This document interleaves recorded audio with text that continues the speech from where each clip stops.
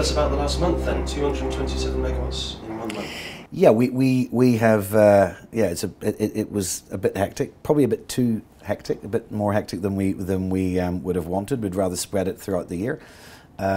We did a number in each of the quarters, but obviously with the anti-dumping last year, etc., more of what we wanted to do early was pushed to the back end of the year. And yeah, we had a bumper month in hindsight, a bumper month in March. We managed to do 227 megawatts connected, 26 sites.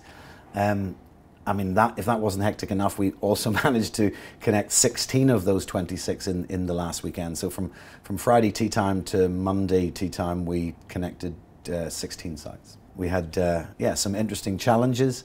We had one site, for example, took 7 goes before we actually got it to work. But other than that, everything went relatively smoothly.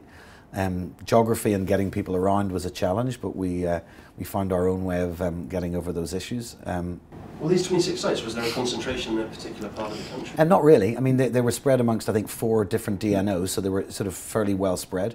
And we're not as an industry just looking at sort of predominantly looking at Cornwall. We've sort of spread further north and far and wide, and therefore, given we had a very short period of time, and given one engineer might have had to plug one side in the morning and then had plug in another one in the afternoon, and there was a distance between the two, we were concerned that maybe slowing up of the process in the morning would have meant that would have impacted potentially negatively in our ability to connect the site in the afternoon. So we thought that it was sensible to make that journey time as short as possible, and therefore we hired a number of helicopters and flew them around. It meant that obviously there were no traffic issues, and we did have as much time as possible with the engineers concentrating on what their core talent is, which is connecting sites.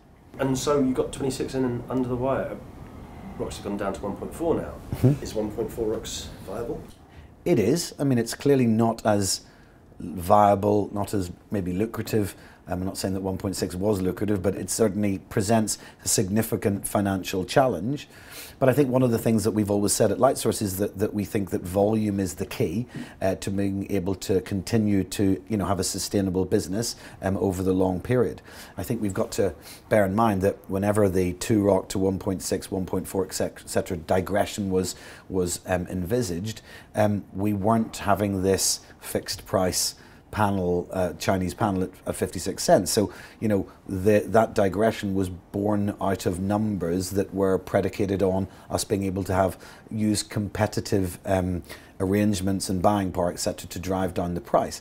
And we're now in a situation where external forces, being, this EU price fixing has put extra pressure on that. Yes, the reduction to 53 cents has made a positive impact, but it's still not at the price that we believed or we envisaged we could have bought at had normal competitive powers being allowed to play out. Does that mean you're experiencing new difficulties with projects, say, that have been left over? No, I think we're continuing to, they're still continuing to be viable, but there's a significant negative impact on the margins that we can expect. I mean, we've made a concerted effort to try and push and try and maintain margins, but it's physically not possible. But having said that, that's the market that we're in. We've had a very good result in terms of the installed capacity that we've managed this year. We'd like to grow that next year, and growing that is what we need to do in order to maintain, a level of profit, because we have to run that much quicker to earn the same because of the fact that the margins are so much less. So what's the pipeline looking for?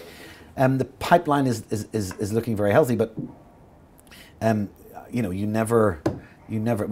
drive for show and you putt for dough. The pipeline gets massively decanted between what it looks like and ultimately what gets connected. There's a significant amount of attrition, more so now in terms of the grid. There's also significant attrition in terms of planning. We're getting more educated as time goes on because of the significant number that we have submitted to planning as to what good looks like, to make sure we work with the local councils and we make sure that we do things in the right way to basically make sure that we increase our chances of getting as much over the line as possible. We might submit 10 now that maybe 18 months ago, we would have actually, from the number that we had, we might have submitted 20. And we decant them down much more significantly in our own offices, and therefore, that's in order to make sure that we still hit the same level of success.